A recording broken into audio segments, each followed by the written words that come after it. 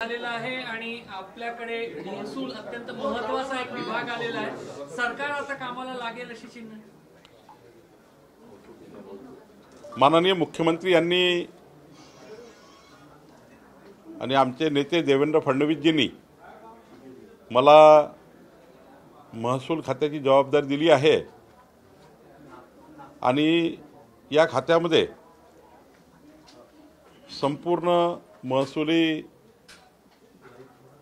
जो आमचे कायदे आहेत,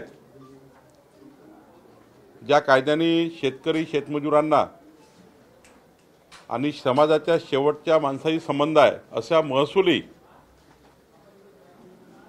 कायद्यामध्ये काही सुधारणा आवश्यक आहे। या खात्यामध्ये मोठ्या प्रमाणावर जर चांगल्या सुधारणा आणल्या तर या महाराष्ट्राला आपल्याला विकासाकरता पुढे नेता येईल। छोट्या छोट्या कारणामुळे अनेक विकास प्रकल्प थांबले आहे, त्याला सुद्धा आम्ही पुढे नेणार आहोत। 86,000 झुडपी जंगलाच्या झुडप नाही, जंगल नाही, पण जमिनीवर नोंदी आल्या आहेत। या 86,000 हेक्टर जमिनी ज्या प्रामुख्याने विदर्भातल्या आहे, याबद्दलची सुप्रीम कोर्टमध्ये केस सुरू आहे। महाराष्ट्र सरकार म्हणून त्या ठिकाणी ज्या ज्या बाबी आम्ही करायच्या त्या पूर्ण करून लवकरच 86,000 हेक्टर जमिनी या ठिकाणी झुडपी जंगलातनं कमी होतील असाही प्रयत्न आमचा राहणार आहे।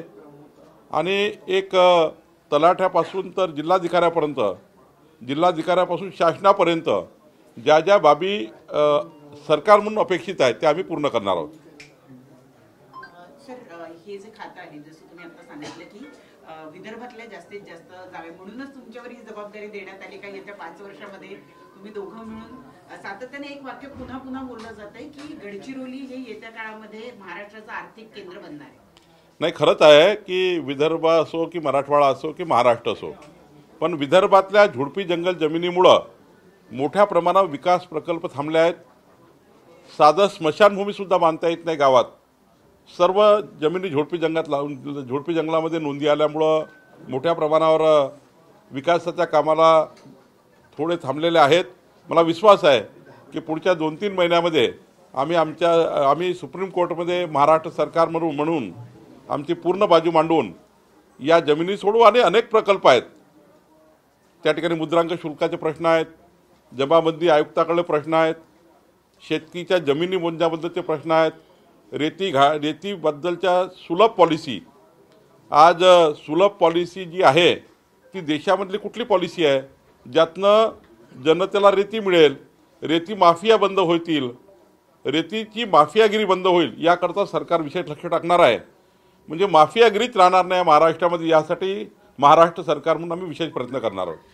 महसुली कायद्यांची फार किंवा कागदपत्रांची फार अडचण असते त्याच्या सुलभीकरणासाठी, कारण लोकांना अगदी शासनाशी पहिला संबंध म्हणजे महसूल विभागाशीच लोकांचा येतो। नाही, मी ठरवलं आहे, माननीय देवेंद्रजींशी माझं बोलणं झालं, माननीय मुख्यमंत्री मोदी यांशी, देशामध्ये काय काय सुलभीकरण झालं आणि त्यामधलं सर्वात सुलभीकरण काय आहे म्हणजे जनतेला घरी बसून त्यांचे संपूर्ण डॉक्युमेंट त्याला ऑनलाईन काढता येतील।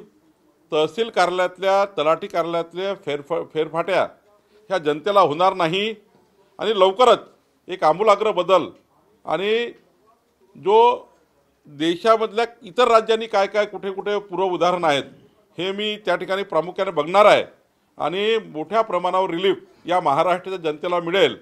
महसुली खात्यामध्ये या ठिकाणी महसुली खात्यामुळे कुणाला त्रास होतो आहे हे काही मी बघू शकणार नाही।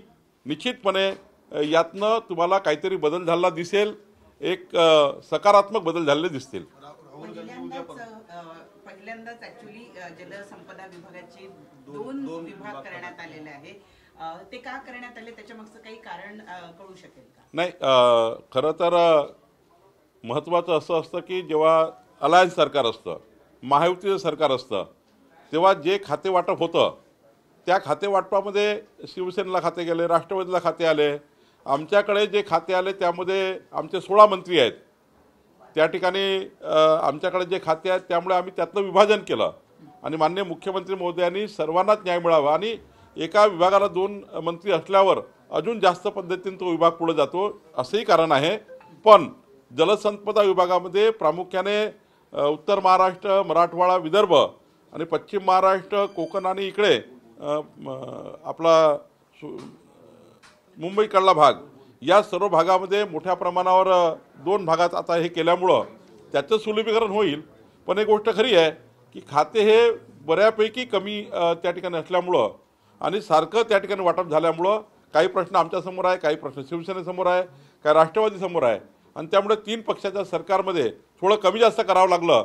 म्हणून या ठिकाणी तुम्हाला काही खात्याचं विभाजन दिसत आहे. पालकमंत्री पदावरून काही वाद काही जिल्ह्यांमध्ये निर्माण होऊ शकतो, त्या पद्धतीनं मागणी सुद्धा थेट आता पालकमंत्री पदाची केली जाते. बऱ्याच गोगालेंनी म्हटलं की रायगडचा पालकमंत्री मीच होणार, तिकडे संजय शिरसाट सुद्धा म्हणताय.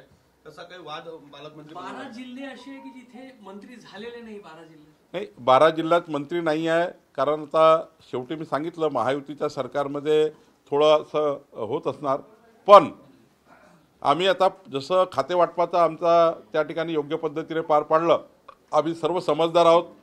एकनाथजी, अजितदादा, माननीय मुख्यमंत्री आम्ही बसू आणि कुठेही पालकमंत्री पदाबद्दल कुठलेही वाद तयार होणार नाही याची काळजी निश्चितपणे आम्ही घेऊ आणि यामधून आपल्याला उत्कृष्ट पद्धतीने पालकमंत्री पदाची वाटप झालेलं दिसेल.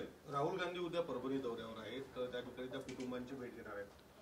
असं आहे की वारंवार माननीय मुख्यमंत्री महोदयांनी सभागृहामध्ये 14 कोटी जनतेला आश्वासित केलं आणि परभणीच्या घटनेमध्ये जे आरोपी आहे तो मनोरुग्ण आहे, त्याला पोलिसांनी तात्काळ अटक केली. पण आता यांना राजकारण करायचं आहे. राजकारणाकरता या ठिकाणी पहिल्यापासनं संविधानाचा त्या ठिकाणी मुद्दा घेऊन यांनी लोकसभेतील राजकारण केलं, आताही राजकारण करताय. खरं तर त्या ठिकाणची घटना दुर्दैवी आहे. पण शासनानं ज्या पद्धतीने माननीय मुख्यमंत्री मोदयांनी दखल घेतली आहे, सारं त्या ठिकाणी करत असताना केवळ राजकारणाकरता हा दौरा आहे. खरं तर महामानव डॉक्टर बाबासाहेब आंबेडकरजी यांच्याबद्दल आणि संविधानाबद्दलचा खरा राग तर या ठिकाणी म्हणजे महामानव डॉक्टर बाबासाहेब आंबेडकरजींना हरवण्याचं पाप काँग्रेस पार्टीने केलं.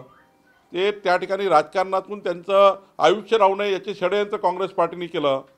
समाजाच्या शेवटच्या व्यक्तीला त्या ठिकाणी बाबासाहेबांनी जो अधिकार दिला, तो अधिकार जो देत असताना अनेक अडथळे काँग्रेस पार्टीने तयार केले.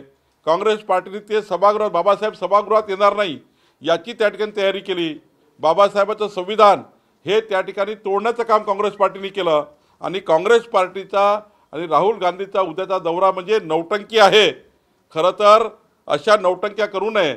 समाजाला न्याय देण्याकरता जास्तीत जास्त विधायक काय कार्य केलं पाहिजे आणि अशा पद्धतीचे त्या ठिकाणी दौरे करून अशा पद्धतीचे त्या ठिकाणी नौटंक्या करून काही महाराष्ट्राचं त्या ठिकाणी समाज हा त्यांना साथ देणार नाही. आम्ही सर्व मागासवर्गीय समाज, 18 पगड जाती, ओबीसी समाज आणि त्या ठिकाणी बौद्ध समाज असेल, हा सर्व समाज एकत्र आहोत. गुण्यागोविंदांना नांदतो आहे. एखाद्या घटनेतनं त्या ठिकाणच्या दुर्दैवी घटनेतनं त्या ठिकाणी थोडं त्या ठिकाणी वातावरण दूषित झालं आहे. पण निश्चितपणे आमचं सरकार त्या ठिकाणी काम करत आहे. आता हे नौटंकी करत आहे. काल परवा UVM पण ती नौटंकी केली. आता बाबासाहेबांचं संविधान त्या ठिकाणी त्या घटनेवरनं ते राजकारण करतायत.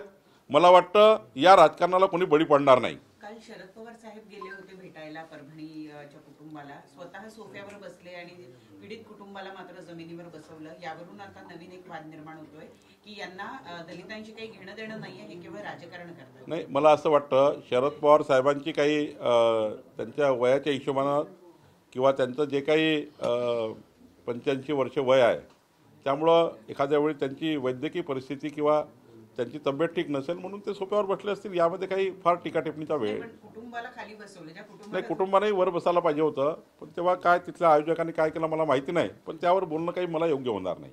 पवार साहेबांनी मुख्यमंत्र्यांना फोन केलेला आणि पुण्यातील भीमतळीच्या जत्रेसाठी निमंत्रण पवार साहेबांनी दिलेलं आहे. मुख्यमंत्री माननीय मुख्यमंत्री याबद्दल योग्य निर्णय घेतील. मला निमंत्रणाबद्दल माहिती नाही. पण माननीय मुख्यमंत्री महोदयाला निमंत्रण गेलं असेल तर ते निर्णय घेतील.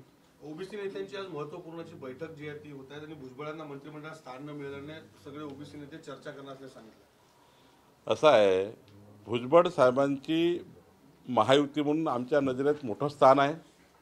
मी परवाही भुजबळ साहेबांशी बोललो. खरं तर महायुतीमध्ये अत्यंत महत्त्वाचे नेते भुजबळ साहेब आहे आणि भुजबळ साहेबांच्या राजकीय आयुष्याबद्दलचा योग्य निर्णय त्यांचा पक्ष घेईल. मला वाटतं अजितदादा याची त्या ठिकाणी बसतील भुजबळ साहेबासोबत. अजितदादा असतील, प्रफुल्ल पटेल जी असतील, तटकरे जी असतील, कारण शेवटी त्या पक्षाचे ते नेते आहेत. त्यामुळे राष्ट्रवादी काँग्रेसचे नेते म्हणून शेवटी भुजबळ साहेबाबद्दलचा योग्य निर्णय त्यांचा पक्ष करेल असं मला वाटतं. कारण शेवटी आम्ही महायुतीमध्ये असल्यामुळं ते महायुतीचे नेते आहेत भुजबळ साहेब, पण शेवटी त्यांच्या पक्षाने हा निर्णय करायचा असतो. मला वाटतं अजितदादा योग्य निर्णय करतील.